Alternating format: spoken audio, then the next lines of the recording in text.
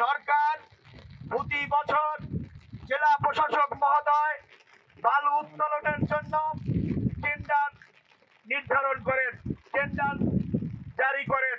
সেই টেন্ডারে বিভিন্ন ঠিকাদাররা অংশগ্রহণ করে বালু উত্তোলনের জন্য। কিন্তু সরকারের যে নির্ধারিত জায়গা রয়েছে, যে জায়গা থেকে বালু উত্তোলন করবে, কিন্তু সেইটা তারা না মেনে তারা সারা নদীতে বালু উত্তোলন করে।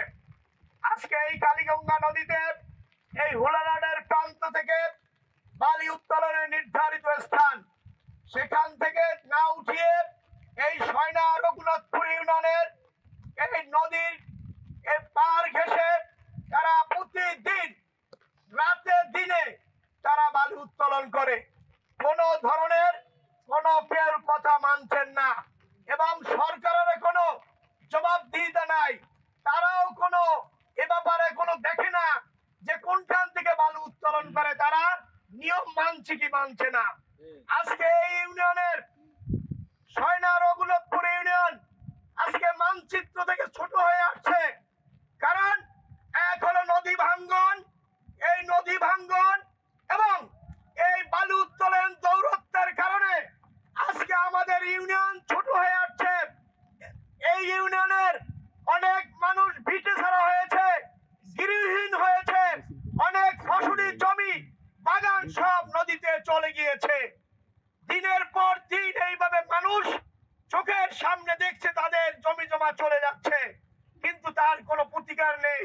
আমরা খুব কষ্টে আছি, এত দুঃখে আছি বলার মতন না। আমাকে একটা গাড়ি, একটা ভ্যান নাই, একটা অটো চলে না, কিছু না।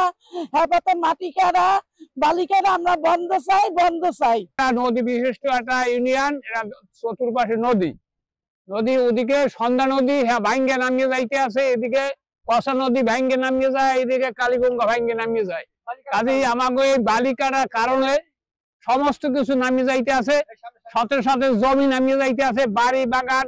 রঘুনাথপুর লাইনে তো অনেক ঘর বাড়ি গেছে, এরা যে এখন কাউখালি আশ্রয় দিয়েছে। কাজেই এরা আমরা যত প্রতিবাদ করি কেউ আর শোনে না, প্রশাসন শোনে না।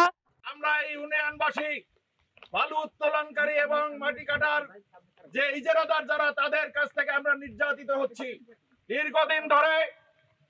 এই ইজারাদারের মাধ্যমে যেভাবে বালু কাটা হয়, আমার ইউনিয়ন এই নদী ঘেঁষা, আমার এই ইউনিয়ন তিন দিক নদী বেষ্টিত, একদিকে সোনাকুর কাউখালী আর একদিকে এই যে আপনাদের দাঁড়িয়েছি এই নদীর পাড়ে আমাদের যত ঘর বাড়ি আছে, বছরের পর বছর যুগের পর যুগ এই বালি কাটার কারণে বহুত ঘর বাড়ি এই নদীতে বিলীন হয়ে গিয়েছে। অনেকের সাথে সাথে বিঘা জমি ভাঙ্গে নামিয়ে যায়। এইটা যদি সবাই প্রশাসনের লোকে দেখতে, তাহলে তারা আফসোস করতে যে ঘটনাটা কি আমাকে 1 নম্বর ইউনিয়ন বিলীন হওয়ার দেওয়ার কায়দা। কাজী প্রশাসনের কোনো এই উদ্যোগ নাই এবং নজর নাই। আমার সবচেয়ে অনুরোধ, এই আমার ইউনিয়নবাসীর পক্ষ থেকে, সবার পক্ষ থেকে আমার অনুরোধ প্রশাসনের কাছে, যাতে এইটা বন্ধ হয়। বাহিরের লোকজন এসে আমাদের নদীতে মাটি বালি উত্তোলন করে, আমরা এতে অনেক অসুবিধার সম্মুখীন হই।